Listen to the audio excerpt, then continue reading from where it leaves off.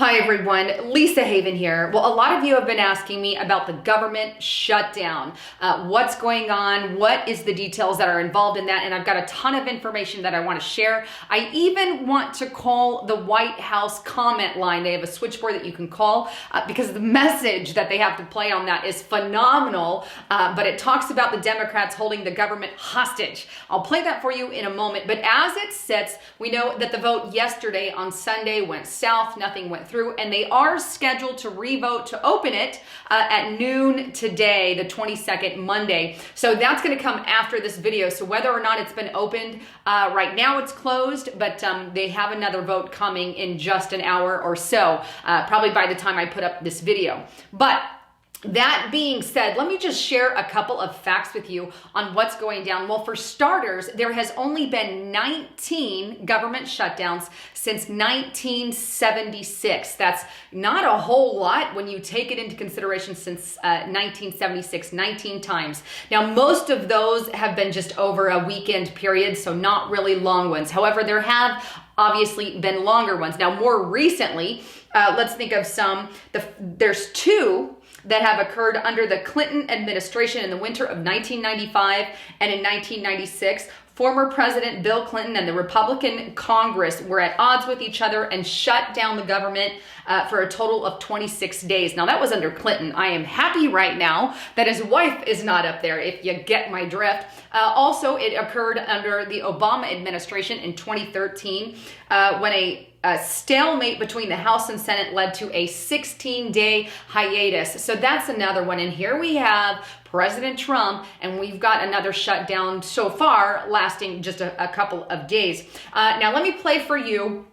Kind of, you get an idea. Now, people obviously lose their pay. Military men, men and women and families, very horrible. And most of the time, they do back pay when it reopens, but it still hurts the family. And it's definitely not a good thing when our congressional people cannot come to an arrangement or agreement. And in this case, I have to agree that the Democrats are holding hostage because they are trying to push immigration laws like above and beyond where they need to be. But here is the White House, and we're going to just call that line because I want you to hear the actual playing of what they have to say. So here it is.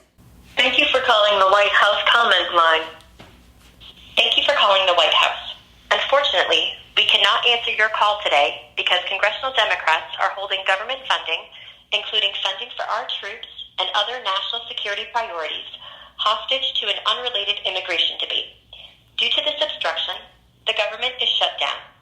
In the meantime, you can leave a comment for the president at www.whitehouse.gov/contact.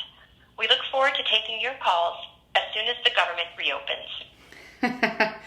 Gotta love it. The White House being held hostage by the Democrats who want to put in crazy immigration rules. And I have to agree, actually, with that particular assessment from the White House. So I just wanted to get that out to you guys so you have that. Now, here is another report that I was actually floored that Communist News Network, who I can't even stand, but CNN actually agrees that it's the Democrats' fault, which is a miracle. Check out this report on CNN.com, and this one's titled "On Shutdown. Democrats have a lot of explaining to do." But the report goes on to say that when a spending deal is not a spending deal is when it's a DACA deal. It's pretty simple. Funding bills should be about appropriations, not immigration. Unfortunately, Democrats let politics take priority over policy, thus paralyzing any compromise, ultimately shutting down the government. It is irrelevant whether you call it, and they do the swamp shutdown, whatever. Washington will point fingers to place the blame while the American people suffered. Democrats were so hell-bent on setting the fate of unlawful immigrants that they were willing to punish lawful residents who serve in our military, rely on children's health insurance, and rely on valuable government services. President Trump blames the Democrats, tweeting that they are holding our military hostage over their desire to have unchecked illegal immigration. Now, I actually have to say that's maybe one of the very few things that I agree with Communist News Network on, just the fact that The Democrats are really blowing this out of proportion and out of the water. I found that fascinating. That's even on Communist News Network. But as you know, just to give you a breakdown, again, Sunday's vote hit South. They're re-voting today whether to open it or not, or they vote at noon on a 3-week spending bill that would end the shutdown for that 3 weeks time. But McConnell commits to addressing DACA and border security on February 8th if these issues have not been resolved. Ryan says House would support short-term deal. Trump calls Senate to abolish the filibuster. Now let's go on over to Donald Trump's Twitter page, because here's where he suggested basically a nuclear option, if you will. But here's what he had to say on Twitter on the 21st. Great to see how hard Republicans are fighting for our military and safety at the border. The Democrats just want illegal, keyword there, immigration to pour into our nation unchecked.